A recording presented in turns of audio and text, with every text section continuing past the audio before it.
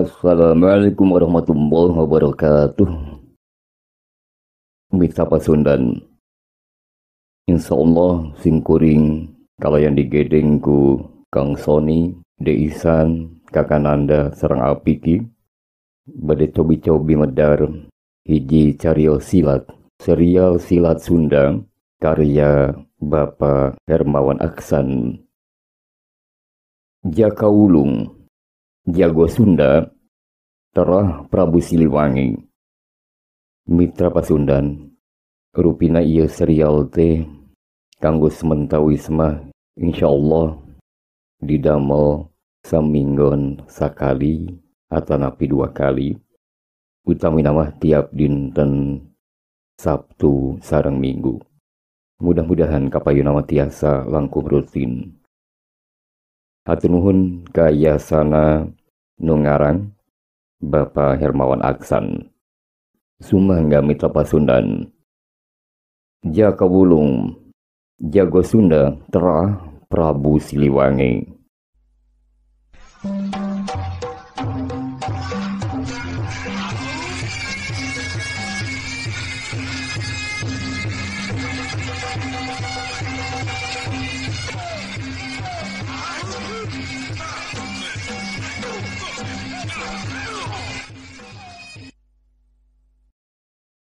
Mitra dongeng Sunda nu mulia, sateuacan dilajengkeun sim kuring saparakanca nedasi hapunten anu kasuhun. Jembar hampurana anu diteda wireh serial Jaka Wulung nembe tiasa diteraskeun deui insyaallah dinten ieu. Kumargi aya sababaraha rupi perkawis nu mangrupi wagelan anu ngajantenkeun dongeng Sunda rada mandeg. Kirang langkung sawara sasi mugia tiasa sami-sami ngamaklum. Hapuntenna kawargi-wargi anu mulia, wire terasan Jaka Wulung katanggelna rada lami. Utami nama ka Kang Ubaidillah hapunten, ka Kang Aan Anwaria, oge ka Kang Reva Angga, Kang Yoyo, hilap ka Kang Mirsad, pangapunten oge ka Kang Rusdiana, punten-punten sanes semerhatoskeun. Hatur nuhun kana kaweningan galih sareng kasetraan manah wargi-wargi nu mulia.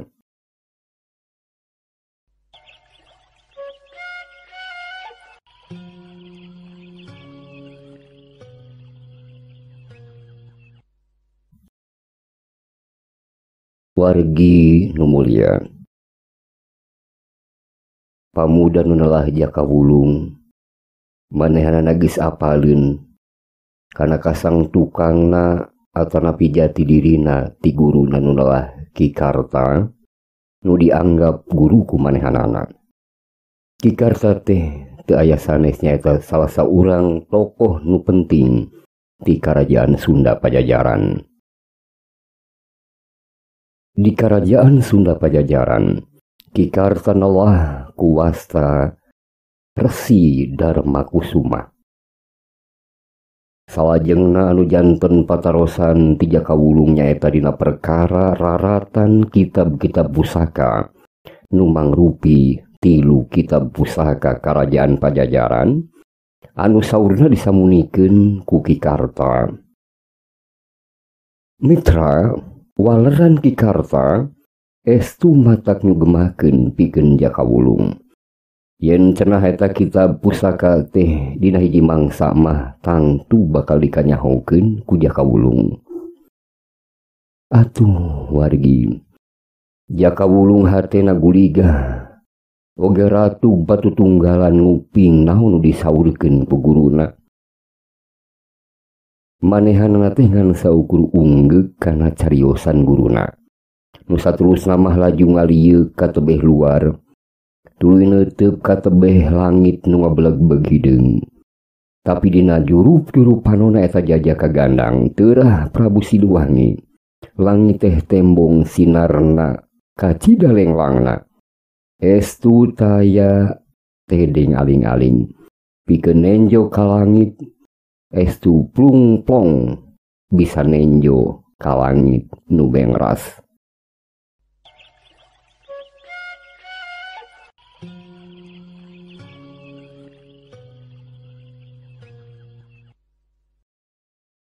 Mitra eta suasana alam padang di eta wongkon teh siga mangrupa hiji pertanda wireh bakal medal saurang jawara Sunda numi banda getih terusing Ratu Rembesing Kusuma katurunan Raja Pajajaran.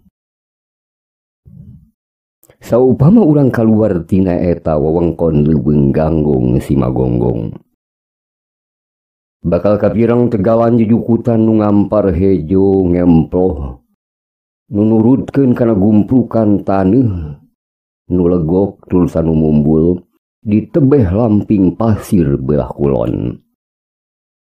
Saentragan manuk-manuk ragem sapamaksudan burber hiber kaditu kadieu tina tangkal kana tangkal marulang deui kana sayangna sewang-sewangan.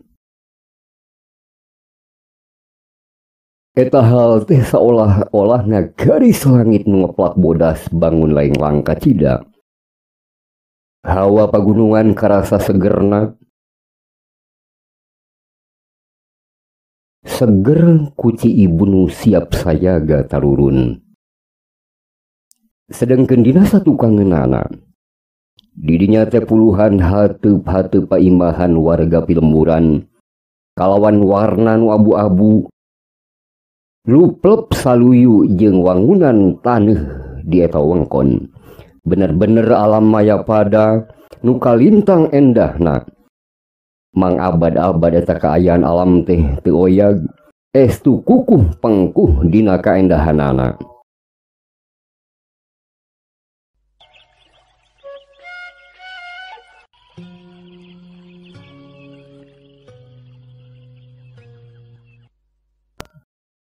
Mitra Sunda dan hanya kaum eta kaayaan nu endah terutama tak tentrem kasasaha teh kagareuwahkeun ku hiji sora nyaeta sora nu ngajerit maratan langit ngoceak mapakan mega ngaguna sika kaendahan alam koceak dengek ti hiji wanoja tapi eta sora teh ngan saukur sakoteap teu lila sora mujang nu ngajelengeng teh ngarayap mapakan dirgantara sakoteap sumebar lirgas nu warnana bodas tina cai laju sirna leungit tanpa lebih ilang tanpa karana siga nu diserep ku halimun sanggeus kitu mah jep jempring rehe comrek deui.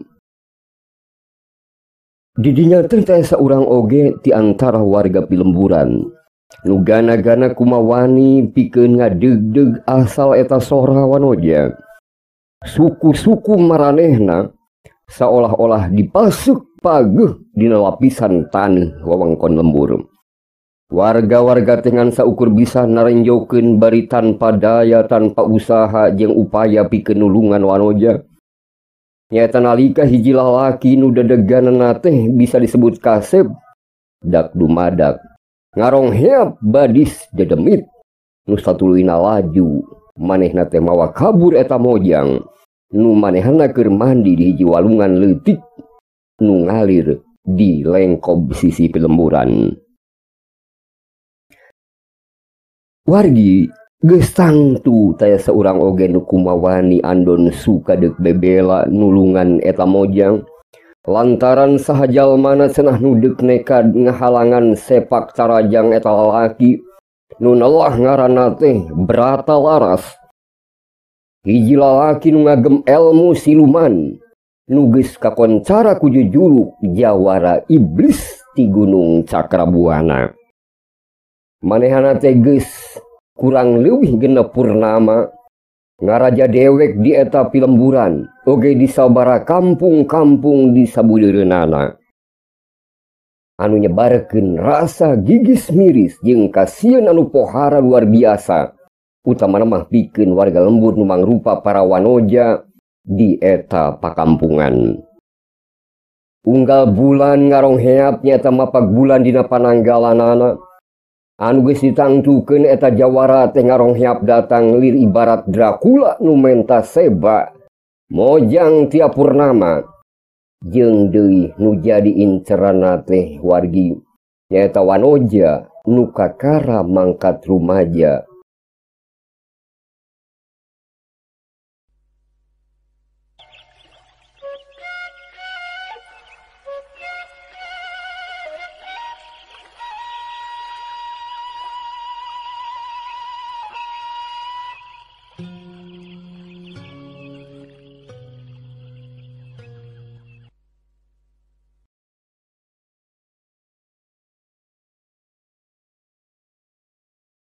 Saupama hiji mojang geus diiwat ku si jawara iblis nu tayalian ngaranna mah Bratalaras, geus bisa dipastikeun kumaha panasibana eta Wanoja. Manehana teh bakal mulang dina kaayaan nu leuwih goreng tibatan balik jasadna. Sabagianana sirna teu dikanyahokeun ku balarea. Kumaha panasibanana? Anu liana kalan-kalan aya anu balik ka lemburna dina kaayaan jasad nu geus teu mangrupa sarta jiwa nu geus ruksak parna. Kolot-kolot oge kokolot-kolot kampung ancur lebur hatena jeung batina. Sarta eta pakampungan teh jadi hiji wewengkon nu disimbutan ku kana langsa. Eta ge wargi lain teu aya nu coba-coba gana-gana deuk ngalawanan, nu ngabogaan jiwa nu teuneng ludeung ti sabara urang jajaka. Nu maranehana teh nyoba-nyoba ngahalangan kana ketakna si jawara iblis. Tapi sing saha bae nu wani-wani nekad, jigana geus rada jelas oge kumaha nasibna. Mulang ngan karingaran bae mitra. Bratalaras teh sabenerna mah bisa disebut gandang atawa kasep oge. Umurna likuran tahun, buukna ngarumbai panjang kana sabagian tonggongna sarta dibengkar ku kulit orai sanca. Manehanana sok mamake baju sarta calana nu dijieun tina kulit orai nu eueuh leungeunnan. Pakarangna teh mangrupa hiji tongkat. Hiji tongkat nu gagangna teh sarupa hulu orai sarta seukeut di belah tungtungna kalayan dilapisan ku wajah nu lumayan bedelna. Tapi hanjakal namita Sunda nu mulia, eta kakasepan si Bratalaras alias si jawara iblis teh teu diimbangan ku kakasepan dina tingkah jeung paripolahna. Kacaturkeun sanggeus mamanggul eta Wanoja nu diarah ti hiji walungan leutik. Cerat! Ceng! Si jawara iblis ngacorelat luncat laju ngabelesat lumpat dina amparan pileuweungan bangun hampangeunaker. Manehanana netrean batu-batu nu sarareukeut di sisi walungan. Didinya tengan kapireng sora inghak-inghakan ti eta mojang nu rada oge ditahan. Si mojang teu bisa hojah, teu bisa baruntak deui. Sanajan manehna masih sadar, eta mojang teh bati pasrah sumrahkan Maha Kawasa, bari awakna mah lalungse. Lantaran dina titik-titik nu ditangtukeun, urat sarapna geus dijieun kaku teu bisa digerakeun ku hiji jurus atawa totokan ti si jawara iblis tina tungtung ramo Bratalaras. Tapi mitra dak dumadak si Bratalaras teh reg ngarandeg bangun kaget kacida. Ampir-ampiran manehna teu bisa nyaimbangkeun dirina jeung teu bisa nangenan, teu bisa nalingakeun ti mana ngarongheapna eta dedegan. Dedegan ngarongheap teh ngajelegjeg dirinya tangtungan saurang jajaka liana nu nyaho-nyaho geus ngabedeganang tung dina jal-jalaneun si jawara iblis.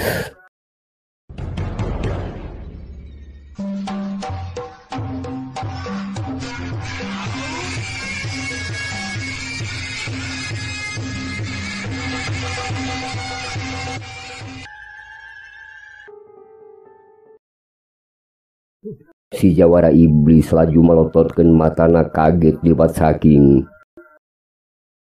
halisna ampir-ampiran ngahiji jeung tarangna ngawangun sarupa garis-garis. Tapi kitu peta teh ngan saukur sakedapan. Satulina mah manehanana ngabarakatak seuri bangun lucunaker.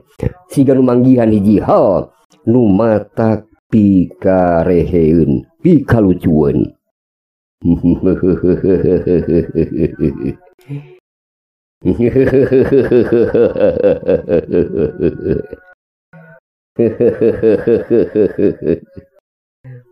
Maneh budak nu masih bau jaringau.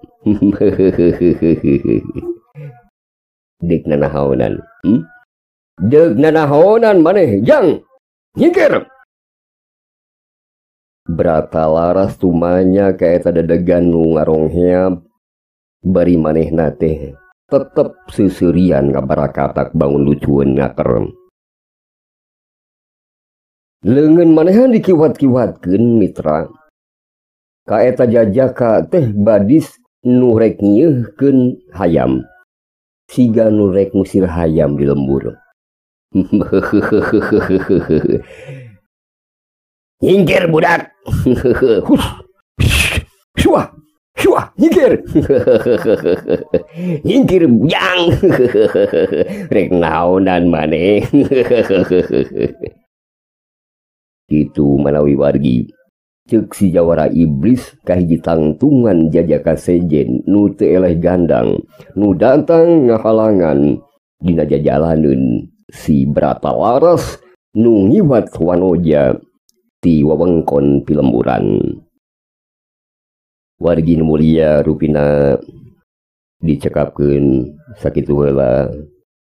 Wargi insyaallah enjing pageto uang cobi seraskeun deui pamugia dipaparin kalancaran ku Allah Subhanahu wa taala. Insyaallah enjing atrapi pageto uang cobi seraskeun deui. Hatur nuhun kana prahartosan hapunten kana sagala rupi kakirangan-kakiranganana. Mangga mitra Sunda nu mulia.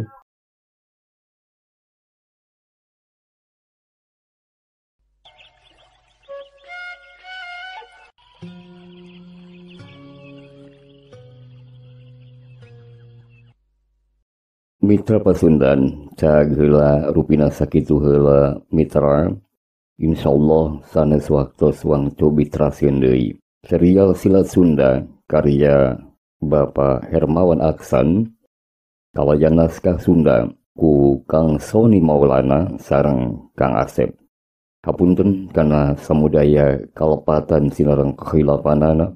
Mudah-mudahan kagungan manfaat anu ageng. Sumangga mitra. Wassalamualaikum warahmatullahi wabarakatuh.